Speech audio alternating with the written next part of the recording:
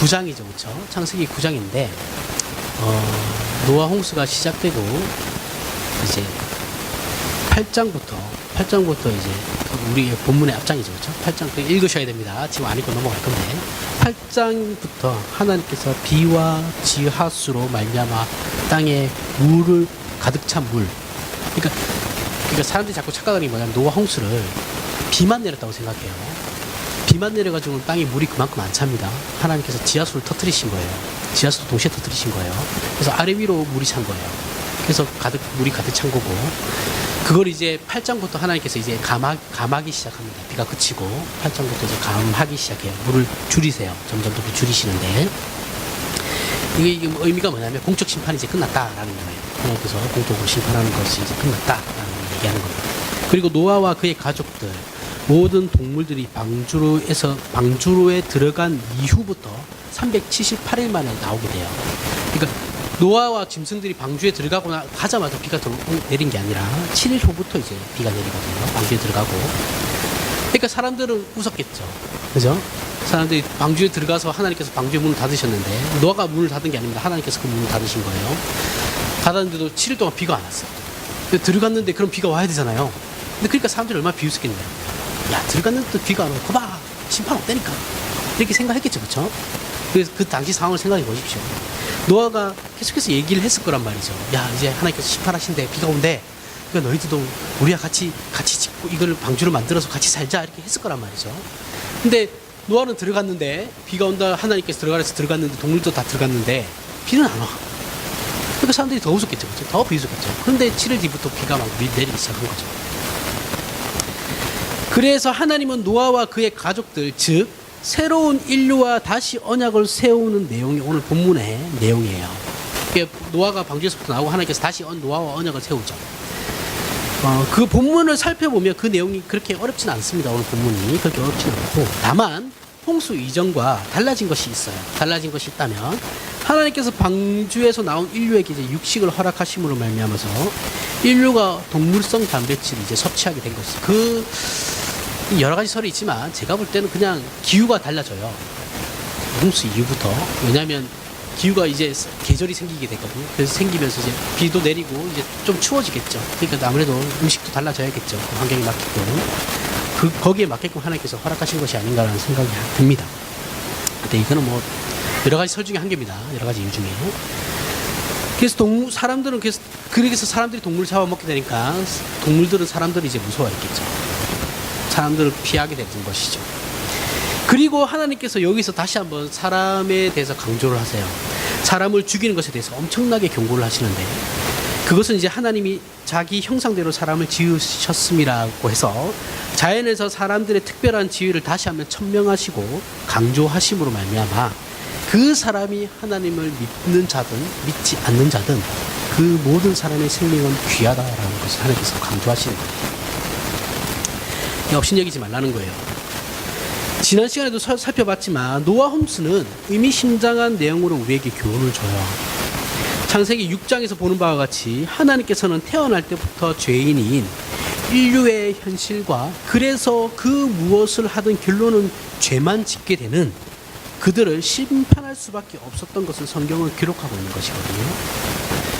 그럼 노아 홍수 사건 뒤에 살아남은 노아나 그의 가족들과 앞으로 그들로 말미암아 이제 태어나게 되는 그들의 후손들은 홍수 때 죽은 사람들과 다른 종류의 사람이 되었나, 인간이 되었나, 즉 인류가 개선되고 진보되었는가 라고 하면 그렇진 않다라는 거죠.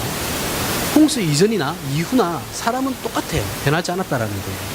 노아와 그의 가족들과 그의 후손들도 홍수 때 죽었던 사람들과 다 똑같은 죄 많고 죄만 짓는 인간들이라는 것 뿐이죠. 인간이라는 거예요. 그래서 여기서 우리가 깨닫게 되는 것은 뭐냐면, 사람의 악함은 홍수 이전이나 홍수 이후나 전혀 달라진 것이 없다라는 것을 생각을 하셔야 됩니다. 그럼 이런 생각이 들죠. 그럼 왜 굳이 심판을 할 필요가 있지? 아니 뭐 바뀌어야 되는데, 바뀐 것도 없는데 굳이 심판해가지고 애먼 사람들만 다 죽인 거 아닌가, 이런 생각을 할 수 있죠. 그럼 이 문제를 이제 해결하기 위해서 우리는 먼저 홍수 사건의 의미를 생각해 봐야겠죠. 홍수가 그럼 왜 일어났나? 다 아시는 것과 같이 인류에 대한 하나님의 심판이에요. 가장 먼저 심판이에요. 심판으로 죄에 대한 결과로 하나님께서 심판을 하신 거예요. 죄악이 이 땅에 관영하던 시기에 하나님의 공의가 발생한 거예요. 공의로 심판이 일어난 거예요. 자, 여기서 잊지 말아야 하는 것이 제가 지난 시간인가 설교할 때 시편에서 살펴봤죠. 하나님은 긍휼이 많으시고 은혜로우시며 노하기를 더디하시고 인자하심이 풍부하신 하나님이시지만 우리가 잊지 말아야 되는 건 오래 참으시긴 하지만 영원히 기다리시는 않으세요. 오래 참으시지만 영원히 기다리진 않으신다는 거예요. 언젠가는 심판이 있다라는 거죠. 하지만 홍수 사건의 정말 중요한 의미는 그 하나님의 공의로운 심판도 중요하지만 정말 중요한 건 이거예요. 인간들의 그러함에도 불구하고, 그러니까 홍수 이전에 인간들의 죄악으로 말미암아서 하나님께서 심판하시고 홍수 이후에 인간도 달라진 건 없지만 그러함에도 불구하고 하나님의 처음 창조 목적은 변함없다라는 거예요. 그러니까 인간이 죄악이 관영해서 하나님께서 심판하심에도 불구하고 그 인간들 중에 인간을 살리셔가지고 한 가족을 살리셔가지고 하나님께서 처음에 창조 아담을 통해서 목적을 이루시고자 했던 그 목적을 이 노아를 통해서 다시 이루시겠다는 거죠. 그러니까 취소하지 않으신다라는 거죠. 인간이 죄를 타락하고 죄를 지었다고 해서 하나님이 창조 때 계획하셨던 그 모든 것들이 취소된다라는 게 없다라는 거예요. 계속해서 이어나가겠다라는 거죠. 하나님께서는 여전히 그 목적을 이루시겠다라는 의지를 하나님께서는 노아를 살리심으로 말미암아 보여주고 계시다. 이게 정말 중요한 겁니다. 노아 홍수에서는. 만약 그 목적이 없다고 한다면 하나님께서 만약에 그 목적을 이으실 생각이 없다고 한다면 그냥 다 죽여버렸겠죠. 그렇죠? 살릴 필요가 없어요. 인간은. 다 죽였겠죠. 근데 하나님께서 살리셨단 말이죠. 여기서 우리는 다시 한번 성경이 기록된 관점을 생각해 봐야 되는데 이거는 인간의 관점에서 바라보게 되면 그게 뭐야? 이럴 수도 있는데 하나님의 관점에서 만약에 그걸 다시 생각하게 되면 그럴 수 있죠. 충분히. 야, 내가 다 죽일 수도 있는데 굳이 내가 또 살려가지고 너네들 다시 이어갈 거야. 이거 하나님 입장인 것이고 우리는 그럼 말로 홍수는 그래서 다 죽여요. 그냥 어차피 죄 짓고 살아도 냅두지. 이런 입장인 거죠. 억울하게 죽은 사람들도 있고. 이런 생각을 가진다는 이게 인본주의적인 생각인 거죠. 그러니까 성경을 읽을 때 우리는 항상 하나님의 관점에서 봐야 돼요. 그래야지 오류가 없어요. 홍수 이전의 인류는 하나님의 심판으로 멸망하고 노아로부터 새롭게 시작된 인류의 모습을 보게 되면 이런 거죠. 이것이 이전과는 다른 어떤 새로운 것을 하나님께서 다시 시작하신다는 것을 우리 그 사실을 이제 확인할 수 있는 것이죠. 홍수 심판 이후에 하나님께서 다시 뭔가 새롭게 시작하시는구나라는 것을 알고 있다는 거죠. 8장 17절을 보면 창세기 8장 17절 제가 읽겠습니다. 너와 함께한 모든 혈육 있는 생물 곧 새와 가축과 땅에 기는 모든 것을 다 이끌어내라. 이것들이 땅에서 생육하고 땅에서 번성하리라. 이 표현은 우리에게 익숙한 표현이죠. 어디에서 나온 표현이냐면 하나님께서 천지를 창조하실 때 나온 표현이죠. 생육하고 번성하라. 그 종류대로 내라. 이 묘사가 반복해서 사용되고 있는 거예요. 창세기에서 천지 창조할 때 사용됐던 그 표현과 그래서 홍수로 땅의 모든 것이 멸망당한 후 이제 홍수가 끝나고 모든 동물과 생물이 방주로부터 나오는 그 모습 상상을 하셔야 돼요. 방주에서부터 모든 생물들이 나오는 그 모습을 보면서 마치 하나님께서 처음에 천지를 창조할 때의 모습을 연상케 한다라는 거죠. 아무것도 없는 것에서 다시 뭔가 나오는 거니까, 그렇죠? 그게 구원의 방주로부터 새로운 인류와 새로운 동물과 생물이 나오고 있다라는 것이죠. 자, 이것은 하나님께서 방주를 통해서 그들을 단순히 심판해서 죽음에서 건지신 것이 아니다라는 것을 말하는 거예요. 단순하게 그냥 그들을 죽을 수밖에 없는 인간들을, 동물들을 살리신 것이 아니고 하나님께서 처음 창조를 하실 때 그 목적을 계속해서 이어가고 있다라는 걸 말하고 있는 거죠. 멸절시키지 않고 멸망시키지 않고 소멸시키지 않고 그것들을 다시 계속해서 나는 이어나갈 거야. 나는 너희 역사를 다시 계속해서 역사를 만들어 갈 거야 라는 것을 얘기하고 계시다라는 거죠. 하나님께서 처음 창조하실 때 의도하셨던 원래의 목표를 심판 후 새로운 인류에게도 여전히 포기하지 않고 계시다라는 거예요. 여기에 은혜가 있는 거예요.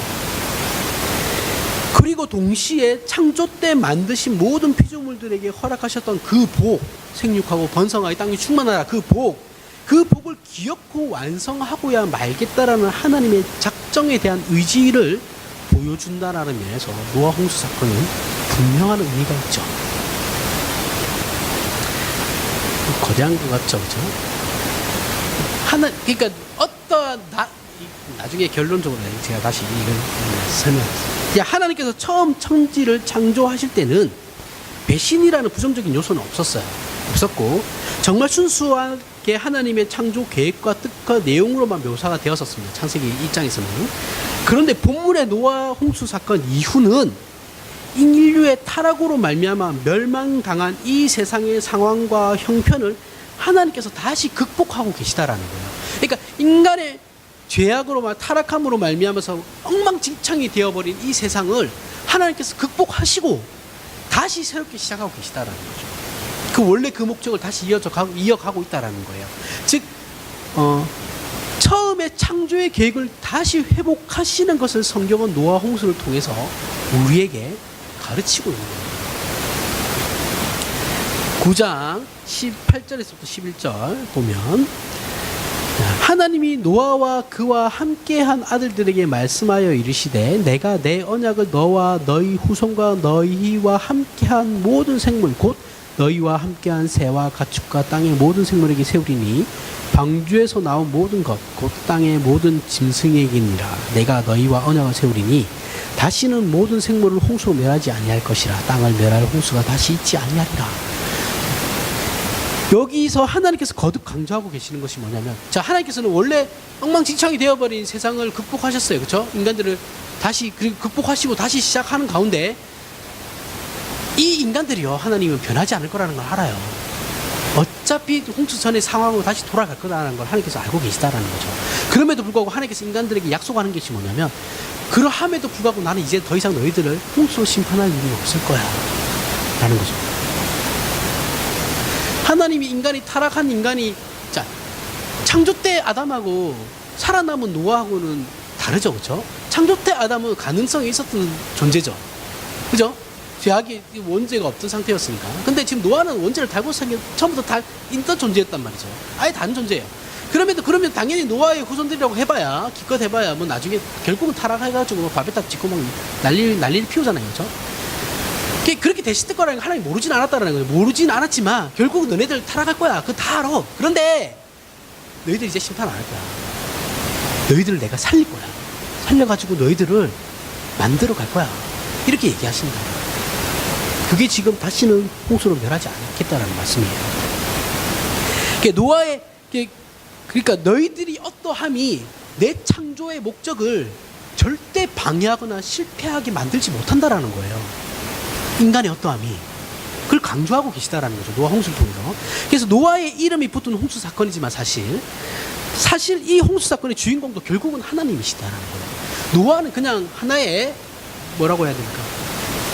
사용된 그냥 도구 정도라고 생각해도 되죠. 하나님이 계속 주인공이시고, 하나님께서 인간들의 못남으로 이 세상이 엉망진창이 되었음에도 불구하고 그것을 극복하시고 처음 가졌던 계획과 목적을 포기하지 않으신다라는 것이 이 사건의 핵심이기 때문에 이 홍수 사건의 주인공은 결국은 하나님이신 것이죠. 하나님께서 온 우주 만물의 주인으로 의지를 가지고, 하나님이 아무 생각 없으신 분이고 의지도 없으신 분이 아니에요. 의지를 가지시고 이렇게 적극적으로 이 세상에 섭리하고 계시다라는 것을 보여주고 있다는 거예요. 야, 내가 그냥 창조만 하고 그냥 두 손 두 발 다 놓고 있는 게 아니야. 저절로 알아서 돌아가겠지라고 하고 있는 게 아니야. 나는 너희들의 삶에 다 관여하고 있다고. 이 세상에 다 관여하고 있어. 모든 것이 내 손끝에서 나오는 거야 라고 이제 말씀을 하시는 거예요. 그럼 우리는 하나님께서 왜 지지리도 말도 안 듣고 결국은 타락해서 또 이상하게 만들어질 이 인간들을 그냥 멸하게 내버려 두지 않고 다시 약속을 하심으로 말미암아서 구원을 하시려고 할까요? 굳이 왜? 엉망진창이 될 것 뻔한데 왜 이제는 홍수로 심판도 안 하신대요? 왜 그럴까요? 그럼 그 조건이 도대체 뭔가라는 거예요. 무슨 조건으로?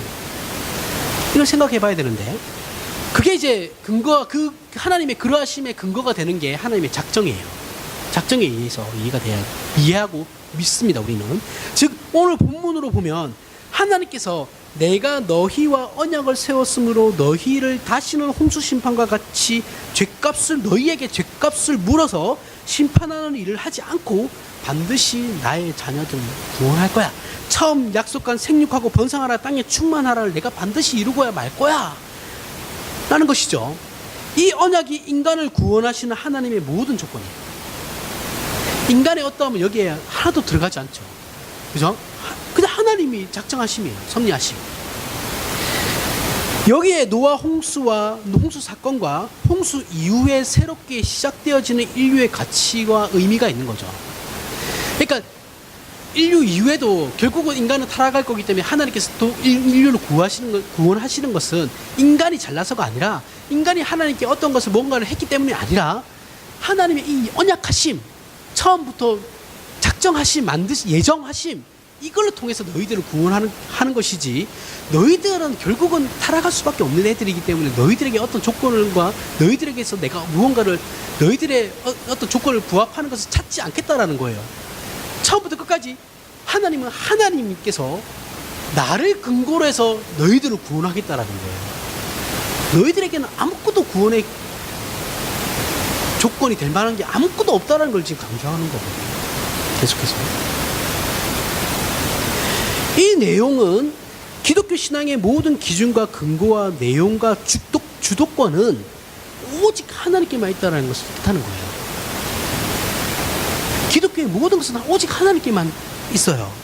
우리가 믿고 있는 이 기독교 신앙 자체를 가능하게 하는 것은, 여러분들이 지금 믿고 있고 내가 믿고 있는 이 기독교 신앙을 자체를 가능하게 하는 것은 하나님이 어떤 분이신가에 근거를 하고 있는 것이, 내가 열심을 내서 그 조건이, 그 기독교라는 종교 자체가 만들어지는 게 아니다라는 거예요. 이게 기독교 신앙의 본질입니다. 하나님께서 우리를 그분의 형상대로 만드시고 그 형상에 걸맞는 영광된 승리와 완성을 이루시기로 작정하고 예정하셨기 때문에 이 기독교 신앙 자체가 성립이 되는 거예요.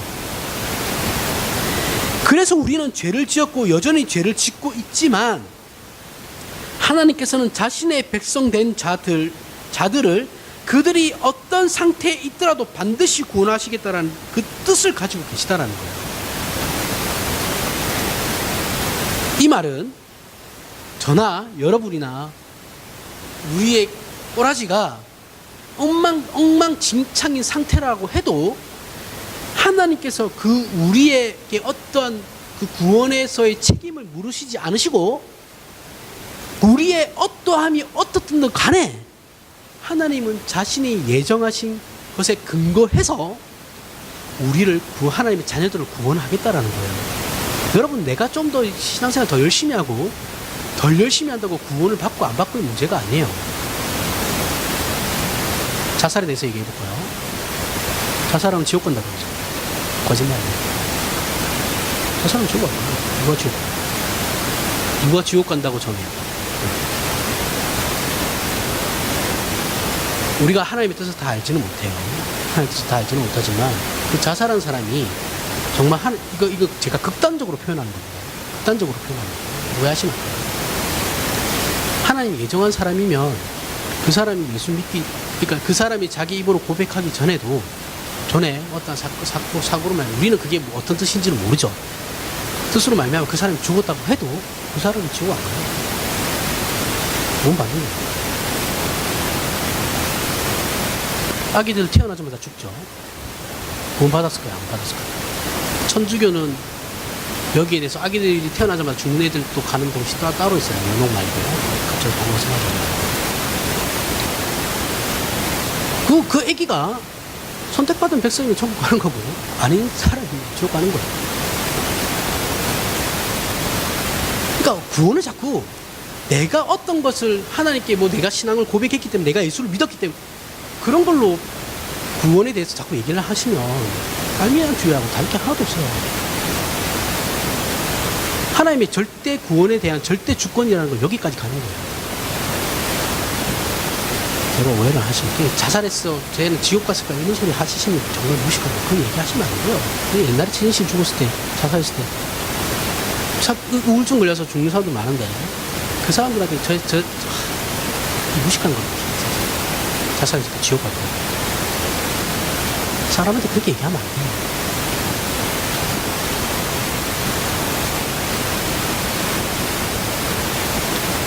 이게 기독교 신앙이라는 거예요. 여러분들이 믿는, 내가 믿는 절대 주권이라는 건 여기까지 가는 거예요. 그냥 말만 절대 주권이니까 멋있어 보이니까 절대 주권이라고 얘기하는 게 아니에요. 진짜 절대 주권이에요. 하나님이 구원하심에, 그러니까 예수를 믿어서 얘가 구원을 받았다라는 건 하나님께서 이 땅에서 제한된 우리에게 하나의 그냥 표로 주신 것이지, 그 사람이 진짜 예수를 믿는지 안 믿는지 우리는 모르잖아요. 그렇죠? 자기는 알겠지만, 그러니까 그냥 표로 구분할 수 있는 표로 주신 것이 그게 어떤 절대적인 그게 아니다라는 거예요. 그러니까 예수를 믿어야지 구원받는 건 맞아요. 근데 그 사람이 믿는지 안 믿는지는 자기가 잘 알겠죠. 다른 사람들은 판단할 수 없는 문제예요. 자, 우리는 신앙하는 삶의 현실 속에서 무던히도 많이 넘어지죠. 그죠? 앞에서 얘기한 거 다 가지고 얘기하는 겁니다. 하지만 그런 넘어짐과 연약한 신앙은 우리가 우리의 모습, 나의 모습을 바라볼 때 그렇게 되는 것이죠. 넘어지는 거죠. 오해하지 마세요. 그렇다고 자살이 된다고 그러는 건 아닙니다. 또 혹시나 오해할까 봐 얘기하는데 자살해도 된다라는 건 아니에요. 그건 뭐 자살했다고 해서 근데 그거는 뭐 회개하지 못하기 때문에 그런 말은 말도 안 되는 소리 하지 말라는 거예요. 그러면 갑자기 가다 교통사고가 죽었는데 그럼 그 사람은 회개할 시간이 있었나요? 그런 걸로 구원받는 게 아니다라는 거예요. 그러니까 그걸 얘기하는 거예요. 이게 극단적인 표현이라고 제가 얘기했습니다. 자, 나 자신을 신앙의 근거로 삼게 되면 우리는 100% 넘어져요. 100% 넘어져요. 내가 이런 상태에 있는 내가 예수 믿는 사람이라고 할 수 있나? 이런 모습으로 감히 하나님 앞에 나아갈 수 있나? 이렇게 생각하기 시작하면 우리 신앙은 100% 흔들려요. 나를 근거로 하는 게 아니라니까요. 우리가 열심을 내고 하나님 앞에 간구하는 것이 결실되지 못하거나 우리의 기도의 응답이 기대대로 응답되지 않을 때 우리는 당황하죠. 당황합니다. 사실 요즘 성도들은 이런 생각도 안 하죠. 왜 안 하냐면 그저 현재 자기 감정, 내가 지금 느끼고 있는 감정의 어떠함으로 자신의 신앙을 판단하고 있거든요. 그러니까 요즘 신자들은 뭐 기도 이런 생각도 안 해요. 그냥 내가 지금 기분 좋으면 은혜 받은 거예요. 이건 말 같지도 않은 이상한 도대체 이런 신앙도 어디서 나올지 모르겠는데 이게 정말 심각한 겁니다. 그럼 신자에게 왜 이런 문제들이 생기냐라는 거예요. 왜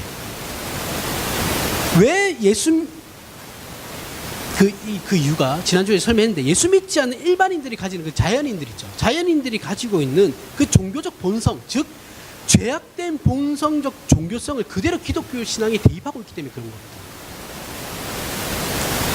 자연인은 불신자들을 얘기하는 거예요. 자연인은 기독교 신앙이 아닌 세상 사람들이 생각하는 종교, 즉 기독교에서 말하는 하나님과 인간의 인격적인 관계로서의 신앙이 아닌 단순히 신자라는 대상에서 내가 치성을 드려야죠. 치성을 드리면 복을 받는다라는 생각하죠. 그 수단으로 종교를 말하는 거죠. 그게 일반인들이 얘기하는 종교죠. 그렇죠? 치성을 드리고 내가 무언가를 받는 거예요. 좋은 걸. 이것은 신과 사람과의 관계에서 인과적인 관계죠. 이해관계가 되어버리죠. 그죠? 열심을 내면 내가 뭔가를 받는 거니까. 근데 인격적인 관계는 아니다라는 거죠. 타락한 인간은 모두가 인본주의적이죠. 저는 인본주의 아니고 저는 인본주의 아닙니다. 거짓말이에요. 다 인본주의입니다. 우리는 모두가 인본주의예요. 부패한 본성을 가진 사람들은 다 인본주의적이에요. 그 인본주의가 뭐냐면 모든 것을 인간 중심으로 생각하는 것을 인본주의라고 해요. 이게 언제 등장하게 됐냐면 14세기 유럽에서 르네상스 운동이 일어나는 거예요. 르네상스 운동이 뭐냐? 문예 부흥 운동이에요. 인문학이 발전하게 돼요. 이때 그리스에 있던 그 철학들이 중세 유럽으로 들어오면서부터 그 인문학이 발전하게 돼요. 그러면서 중세 때는 모든 것이 하나님과 연관이 되잖아요. 벼락이 치는 것도 하나님의 벌이고, 그죠? 무서움이고 막 이랬는데 이런 초월적인 어떤 하늘에서부터 인문학이 등장하면서부터 르네상스 운동이 일어나면서부터 이게 이제 인간에게로 내려와요. 그래서 이때부터 예술품, 예술, 그림, 조각 이런 것들이 전부 다 옛날에는 신과 관련된 것들이었는데 이때부터 모든 그림과 조각, 예술품은 인간의 모습을 여인들을 그리게 되고 사람을 주제로 해서 주인공을 그리게 돼요. 인문학도 마찬가지예요. 문학도 인간이 중심이 돼요. 신에서부터. 원래 예전에는 전부 다 신학에 관한 책들이었는데 그게 이제 인간이 주인공이 되어가지고 모험이 시작되고 어떤 인간이 모험을 시작해서 그죠? 인간이 아닌 신이 아닌 인간 스스로의 운명을 개척해 나간다 이런 거예요. 이게 시작돼요. 14세기부터. 인류의 모든 주인공이 하나님으로 하나님이든 뭐 신이든 모든 것이 이제 초월적인 존재에서부터 이제 인간으로 인류에게로 내려오게 된 거죠. 그래서 인본주의가 태동하는데 인간이 가지고 있는 죄의 본성이 그러하듯이 우리가 주인이고 심판자이고 잣대이고 기준이 되어버렸어요. 원래도 그랬는데 그나마 중세라는 것으로 이렇게 묶여져 있던 것이 빗장이 풀어져 버린 거죠. 그러면서부터 이제 인간이 중심이 되는 거예요.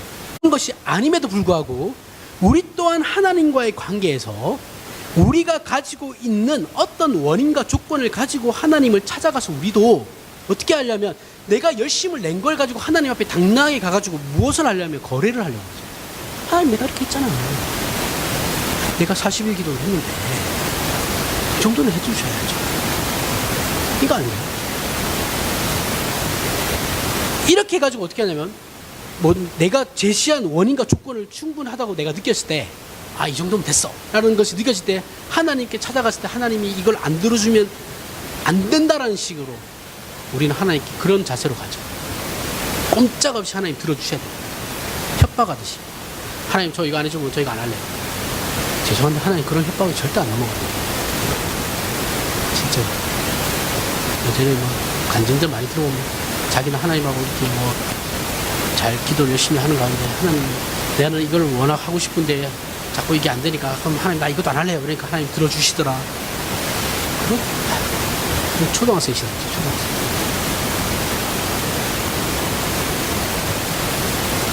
그런 거 없습니다. 하나님 그런 협박이 안 넘어가요.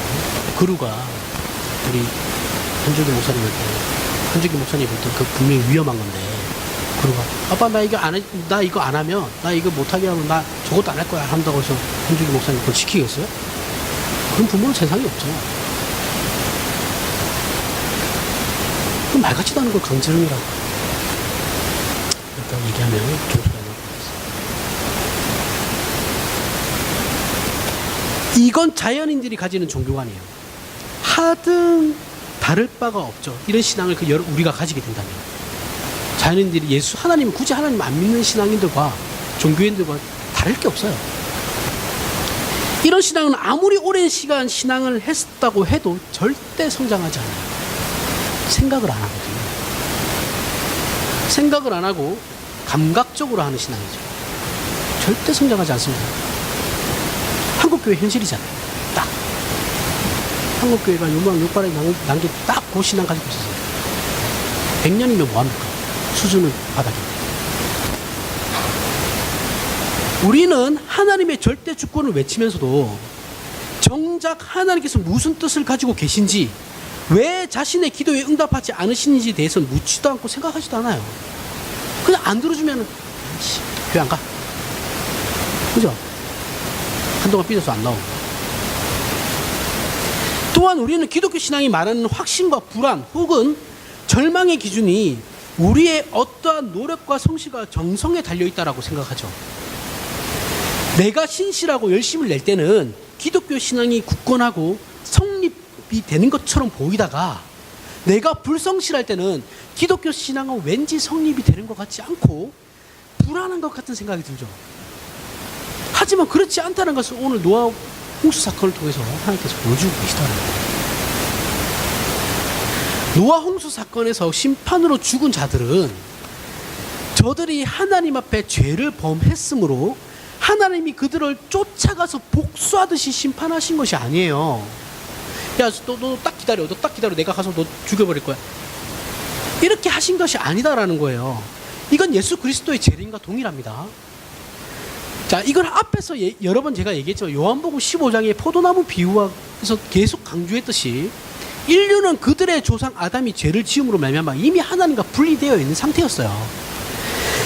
즉 포도나무 줄기로부터 가지가 분리되는 상태로 그 가지는 굳이 쫓아가서 벌을 내리지 않아도 되죠. 가만히 놔둬도 얘네들은 말라서 비틀어져서 없어져요. 그리고 결국은 불살라지는 것이죠. 이건 줄기가 쫓아가서 그 가지에게 벌을 내릴 필요가 없어요. 이미 그 가지는 스스로 죄악 가운데 멸망을 자초하면서 그 멸망의 길로 달려가고 있는 거거든요. 그들은 이미 멸망의 단계에 있었어요. 자, 홍수가 일어나기 전에 이미 인류는요, 하나님께서 갑자기 찾아오셔가지고 다 죽여버려도 한꺼번에 이상할 것이 하나도 없는 상태예요. 왜냐하면 하나님과 관계가 끊어졌으니까. 그리고 홍수에 대해서는 하나님께서 이미 예고를 하셨죠. 그죠? 노아를 통해서 얘기했는데, 아까 앞에서도 얘기했지만, 노아가 가만히 있었겠냐고요. 자기 친구들도 있을 텐데, 가서 얘기했을 거 아닙니까? 하나님께서 이렇게 얘기하더라. 야, 너희들 나와 같이 노아 방주를 같이 만들자. 구원 같이 받자. 이렇게 얘기했겠죠. 사람들이 믿었겠냐고요. 안 믿었죠. 이건 지금도 마찬가지예요. 여러분들 가서 전도 막 하잖아요. 그럼 여러분들 가족들한테 전도하면, 야, 예수님이 갑자기 오시면 너네 다 지옥 가. 큰일 나니까 우리 예수 믿고 같이 구원받자. 얘기하잖아요. 그럼 사람들이 믿나요? 안 믿죠. 똑같다라는 거예요. 노아 때랑 지금이랑. 예수님이 언제 오세요? 갑자기 오시죠. 홍수가 언제 일어났어요? 하나님께서 기한을 두셨나요? 아니요. 갑자기 일어났어요. 그러면 그때 당시의 사람이나 죽어 마땅했던 그 당시에서 그 사람들이나 지금 이 시대에 살아가는 불신자들이 뭐가 달라요? 죽어 마땅한 사람들 아닌가요? 하나님 입장에서는? 제가 얘기했죠. 우리가 얼마나 대단한 존재냐면 그리스도인들이 우리들 때문에 하나님께서 심판을 미루고 계시다는 거예요. 우리들 때문에 이들이 아직 심판을 받지 않고 있는 거예요. 자녀들을 삼으셔야 되니까. 하찮은 존재가 아니다. 그리스도인들이 하찮지 않아요. 절대 하찮지 않습니다.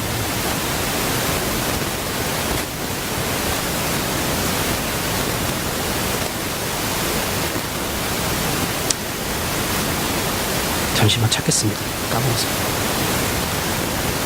자, 우리가 하나님을 찾고 열심히 내며 헌신을 하고 신앙 고백을 한다고 해서 기독교 신앙이 성립되는 게 아니에요.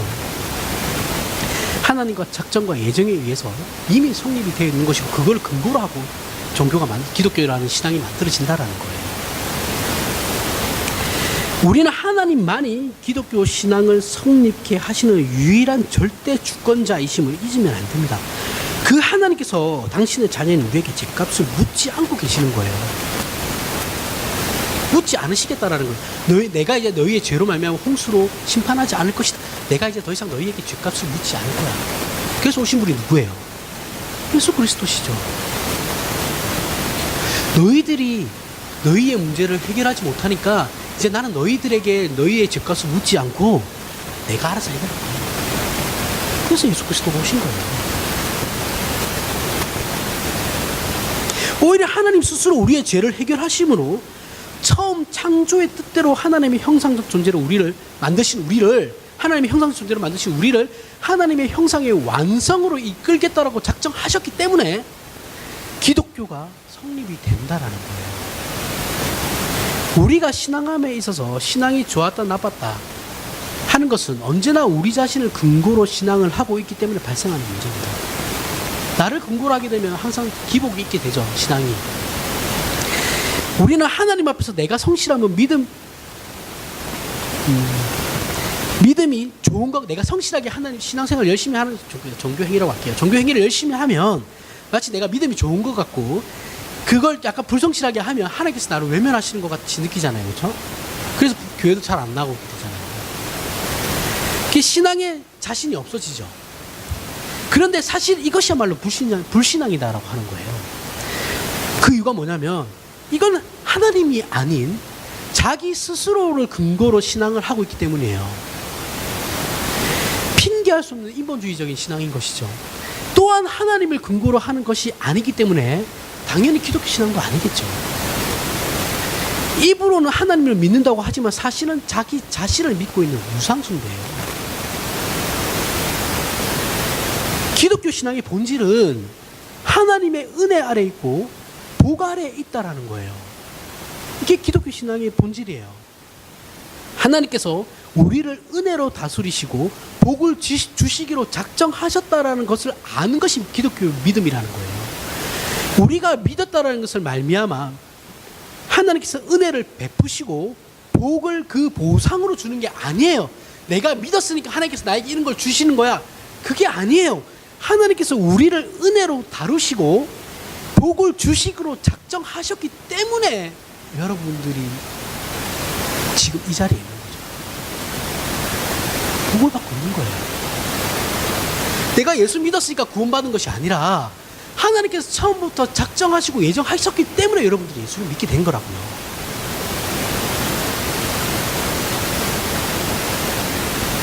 우선순위가 다른 거죠. 하나님께서 나를 먼저 찾아오셨기 때문에 내가 믿게 되는 거예요. 내가 어떤 한순간 내가 결심하고 나가서 예수를 믿을 수 있는 게 아니다라는 거죠. 하나님께서 이 내용을 이 내용으로 이제 우리를 찾아오셔서 우리를 만나 주시고 가르쳐 주시는 것이죠. 그것을 신자는 아는 겁니다. 아는 거예요. 제가 이 내용은 제가 여러분 귀에 못이 박히도록 앞으로 얘기 계속 할 건데, 이거 지금 제 설교를 계속 듣다 보면 여러분들 앞에서 했던 내용들이 계속 반복해서 이제 하는 내용이에요. 같은 내용이에요, 사실은. 귀에 못이 박히도록 할 겁니다, 진짜. 삶 자체가 아예 그렇게 누가 때려도 하나님이 예정하신 작정하시면 내가 구원받은 거지, 이렇게 나오게끔. 그러므로 신앙이 우리에게 있어서 신앙의 싹은 하나님이 누구이신가를 아는 거예요. 신앙은 삶이에요, 인격이에요. 그런데 그 신앙과 삶은 하나님을 아는 것으로부터 나오는 거죠. 예전에 한종기 목사님이 성경구역에서 앞에서 할 때 강조했던 부분이에요. 신앙은 인격이고 삶이지만 하나님을 아는 것으로부터 그 인격과 삶이 시작되는 거죠. 하나님을 알다, 다 아시죠, 그렇죠? 하나님, 여기서 알다라는 건 그저 내가 누군가를 아는 개념이 아니죠, 그렇죠? 그 어떤 차원이에요? 긴밀하게 아는 것, 긴밀하게 아는 것을 말하는데, 우리의 삶에서 하나님을 아는 것이, 그 삶에서 하나님을 아는 것이 나타나는 거죠. 그 아는, 내가 하나님을 알므로 말미암아 내 삶에서 그 하나님 나타나는 그 긴밀함. 이렇게 하나님을 아는 것에 있어서 인간관계로 얘기를 하면 이것을 부부관계를 말하는 거죠. 그럼 왜 하나님께서 부모와 자식관계로 얘기하지 않았을까요? 여러분들은, 우리는 혈연관계 중요하잖아요, 그렇죠? 그래서 혈연관계 중요하니까 부부보다는 자녀하고 내 부모 사이가 더 긴밀하고 은밀하다고 생각하잖아요. 근데 성경은 그렇게 얘기하고 있지 않거든요. 부부관계가 가장 긴밀하고 은밀하다. 우리가 부모님들 중에 착각하는 것 중에 한 개가 대단히 큰 착각이에요. 자기는 그 누구보다도 내 자식에 대해서 잘 안다라고 생각해요. 여러분들 자식들 생각하지 말고 여러분들 생각해보세요. 내 부모가 나에 대해서 잘 알던가요? 생각해보세요. 잘 모르죠. 근데 나는 내 자식을 잘 안다고 생각해요. 그것도 착각이라는 거예요. 근데 그 부모님들도 분명히 나에 대해서 잘 안다고 생각할 거예요. 왜 모를까요? 부모들이 그렇게 착각하는 건 내 배에 아파서 내가 낳았기 때문에, 그리고 어린 시절 내가 오랜 시간 키워왔기 때문에 안다라고 생각합니다. 그럼 다른건데 부모는 잘 모르는데 알 수 없어요. 자녀들 아기 때는 짐작으로 알 수 있죠, 그렇죠? 그 기질은 알죠. 내 자식이 어떤 기질을 타고 났는가, 성격에 대해서는 알 수 있어요. 왜냐면 그건 어렸을 때부터 형성되는 거니까.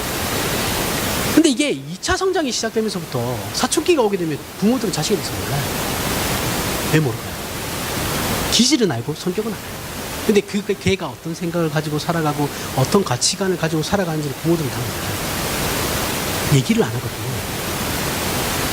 사춘기 때부터 부모하고 얘기를 잘 안 해요. 자녀들은 자기만의 비밀을 가지고 싶어 하거든요. 근데 이게 부모하고는 공유를 안 하지만 누구하고는 공유를 해요? 친구들하고. 그래서 친구들을 공략하시면 됩니다. 친구들하고 친해지면 우리 애가 어떤 애구나 간접적으로 알게 됩니다. 남자들은 그렇게 좀 심해요. 남자들은 집에서 말 한마디 안 하는 애들이 있거든요. 나가면 친구들하고 환장하면서 노는 애들이 있어요. 완전 달라요. 그런 애들이 있습니다. 진짜 많아요. 남자들 같은 경우는 진짜 많습니다.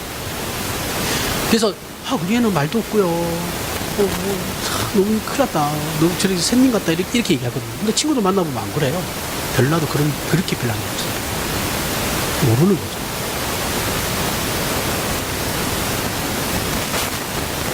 그런데 그러면 부모는 왜 자식에 대해서 모르게 될까요? 부모는 자식을 객관적으로 못 봐요. 주관적으로 보죠. 그죠?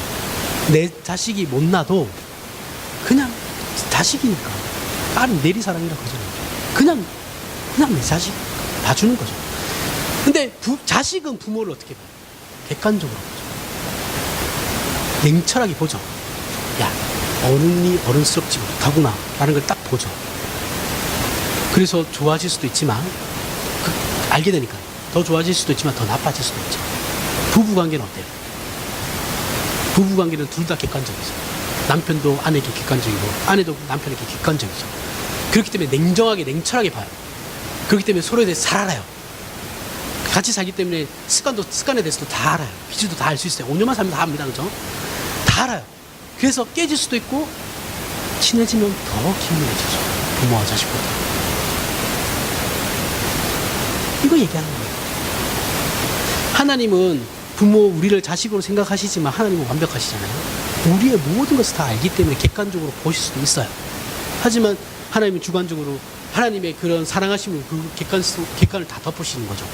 근데 우리는 하나님을 객관적으로 바라보겠죠. 그렇죠? 꽤 긴밀하게 되는 거죠. 자식에 대해서 다 안다고 생각하지 마십시오. 며느리가 더 잘합니다. 내 아들에 대해서. 사위가 더 잘합니다. 나에 대해서. 자, 이런 개념을 가지고 내가 하나님을 안다라고 했을 때 어떻게 하나님의 말씀에 순종하지 않을 수 있겠냐라는 거예요. 내 아내가 어떤 것을 좋아하고 어떤 것을 싫어하는 걸 내가 아는데 내가 실력이 없어서 아내의 그거를 못 들어줄 수는 있죠. 그럼 내가 미안하죠. 그렇죠? 내가 실력이 없으니까요. 아직 내가 그 정도의 인격도 안 되고 성품도 안 되니까. 그래서 내가 실수를 할 수는 있어요. 그래서 아내한테 미안한 마음을 가지지만 일부러 아내가 싫어하는 걸 하진 않죠.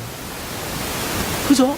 내가 내 사랑하는 사람을 이 싫어하는 걸 장난치는 건데 장난치는 거야 있을 수 있겠지만 진심으로 그거를 공동체 써가면서 그렇게 하진 않죠. 그럼 관계가 깨지는데요.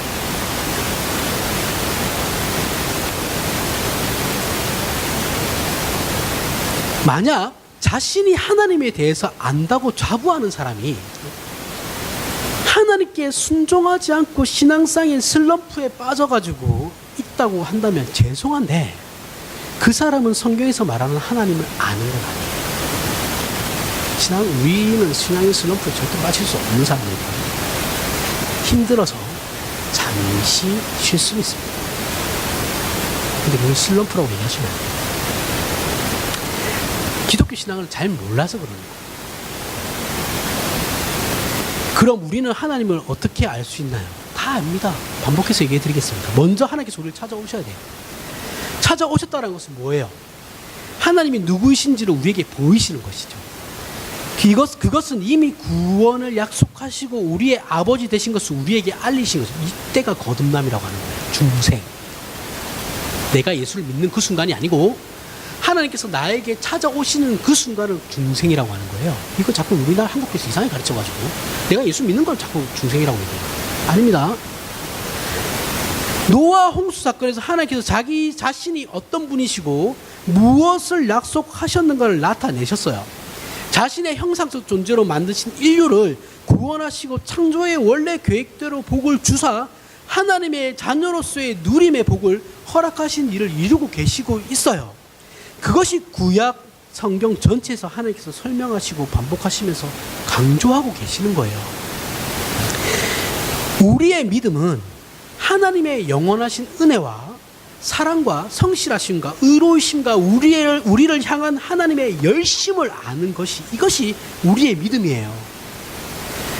그리고 우리는 그 어떤 문제보다도 먼저 우리 자신이 문제라는 걸 알아야 돼요. 내가 문제라는 걸 알아야 되는 거예요. 여러분, 죄는 외부로부터 들어오는 게 아니에요. 여러분 얘기했죠. 우리의 죄성, 부패함 때문에 우리 스스로가 우리 안에서 죄를 만들어내는 거예요. 그래서 우리가 죄악된 결정을 하게 되는 것은, 죄악된 결정을 하게 되고 한심한 결정을 하게 되는 건 다 내가 하는 거예요. 내가. 여러 번 말씀드렸습니다. 우리가 죄를 짓는 문제에 대해서 자꾸 마귀 핑계를 대지 말라니까. 마귀 핑계 대시면 안 돼요. 걔가 유혹한다고 해도 결정은 내가 하는 거라니까요. 책임은 내가 지는 거예요. 그 마귀에 백날 핑계 대면 난 핑계 대봐서 아무 소용없습니다. 죄는 결국 내가 지은 거예요. 내가 하나님 앞에 회개를 해야 되는 거예요. 우리가 이 모든 것을 알고 우리의 못난 것을 극복하는 힘은 오직 하나님을 아는 것에서 나온다라는 거예요. 이걸 반드시 기억하시라는 겁니다. 나는 한심하고 못나서 죄를 짓지만, 나는 실력이 아직 없어서 죄를 지을 수밖에 없는 존재이지만, 우리 아버지는 그렇지 않으시고 이런 나를 포기하지 않으시고 노아를 살려두셨듯이, 그래서 계속해서 하나님의 역사를 이어가듯이 나를 그렇게 이어가신다라는 거예요. 포기하지 않으시고. 이걸 믿는 것이 믿음이라는 거예요. 우리는 적어도 우리가 기독교 신앙을 소유했다라고 했을 때 우리 자신이 가지고 있는 한심함이나 부족함이 있다고 해도 그것으로 말미암아 우리가 하나님을 아는 것과 그분의 어떠하심을 놓치는 일이 있어서는 절대로 안 된다라는 거예요. 내 못남으로 말미암아 하나님이 어떠한 분이신가를 놓치는 일이 있어서는 안 된다라는 거예요. 그럼 못남은 못남에 대한 우리의 한계를 인정하고 넘어가야 되는 거예요. 그거 붙잡고 씨름해봐야 변하지 않아요. 오히려 하나님 앞에서 우리의 부족함은 반드시 우리를 회개하고 분발하게 하죠. 회개할 일이 없으면 사람은 100% 교만함입니다. 나의 그 부족함이 하나님 앞에서 나를 겸손하게 만드는 거예요. 왜 우리에게 여러분 지난 일 생각하면 막 미치고 싶고, 내가 왜 그랬을까 그때 막 이런 일 되게 많잖아요, 그렇죠? 나 너무 부끄럽거든요. 저도 그런 게 너무 많아가지고 미친 짓을 하도 많이 하고 다녀가지고 정말 부끄러워요. 다시 그때로 돌아가면 요거 안 할 것 같아. 이거 안 해. 막 진짜 자다가 잠이 안 올 때가 있어요. 한 번씩은. 근데 그런 모습들이 지금 나를 겸손하게 만든다니까요.